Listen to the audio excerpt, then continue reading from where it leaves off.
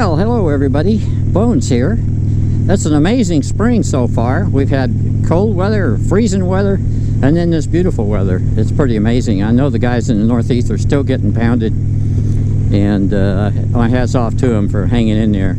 I noticed Big Bag Wolf Moto has been out riding in the snow. The video he just did, the one that I saw, there was still snow on the side of the road, so that's got to be his spring ride, I'm sure. That's good. He's finally able to get out of the garage. Well, you know, there's a whole bunch of motor vlogs that came out this week. I guess everybody was getting their bikes out for the season and getting them and riding them, and boy, that's good to see. I was getting kind of worried that so many people had just sort of dropped off the earth.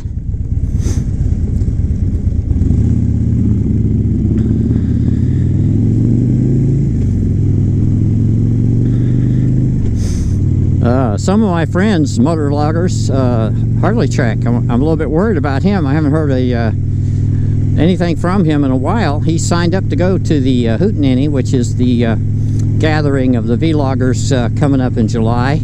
So I'm hoping he'll be there. You know, Mark, get out there and get one done. I know things are you're going through some trauma right now, but I know everything will be fine for you. I just know that you're just that kind of fella.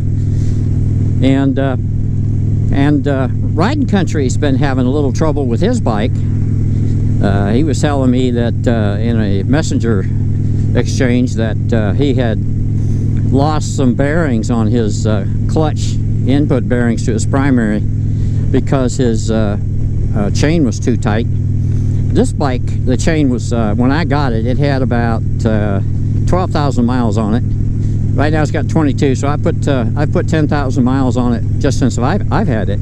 That's over a year, so that's not terrible. That's not bad for a year's riding, and I was gone for part of that and had surgery during part of that, so not too bad. But what I noticed when I did a service, I took the primary case off, and man, the chain was tight. I mean, you could pick it like a banjo. It was so tight. It was just a very high-pitched tune when you plucked it. So I said, this can't be right, and I got on the forums. Say again? Did you see how close you pulled out in front of that cop? No. Oh my God. I was like, oh shit. Where was the cop at? There's a white unmarked on the right here, but you had pulled right in front of him on turning off the trolley. Really? When we were pulling on the trolley? When we were pulling on the trolley? Yeah, we were going right there at the end of the street and onto the hill. Yeah. Onto this one? Yeah.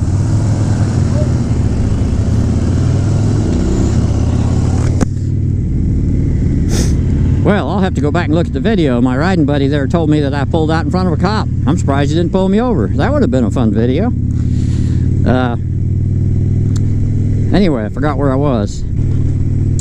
Anyway, so I hope Mark will get out on his bike and get us a video going, and everything's going to be right with the world. We're heading up to a place called Santee today, and if I can get this other one going here. It's a place called the Lone Star Barbecue and Mercantile. Very interesting place. They've got a lot of World War II memorabilia in there. The Santee River Project was a big project that was undertaken by the WPA, which would have been just before and during World War II around here. And a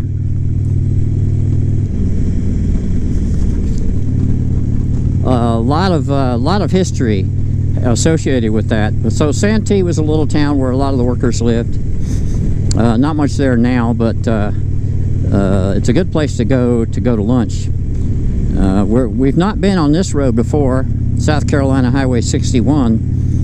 Back behind us a ways, there's one of those. This road is considered a scenic route. It's very short. It's only about 8 miles long. For a scenic route, that's very short, but it's a gorgeous area. I've been down it before. If you look through my videos, you might see it.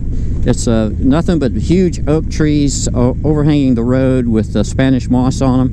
It's just gorgeous. And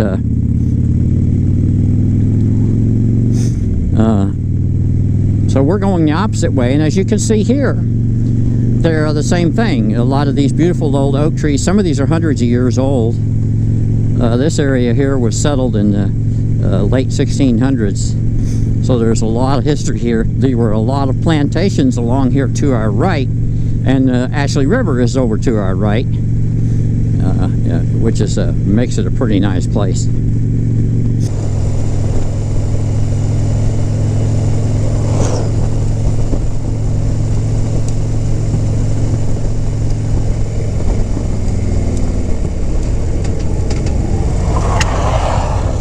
Oh yeah, that's what you have any skid for.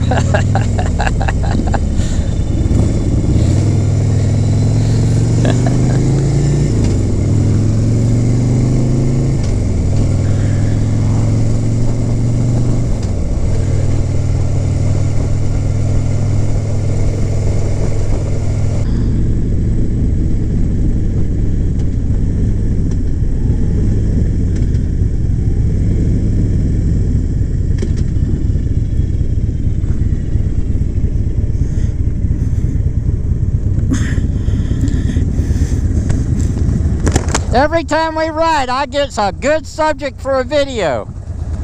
Now I got one on why you ride a staggered formation. Exactly. Yeah. I was going to say, that's exactly why we ride. So, Yeah. well, that's one each. Huh? One for you, one for me. Yeah.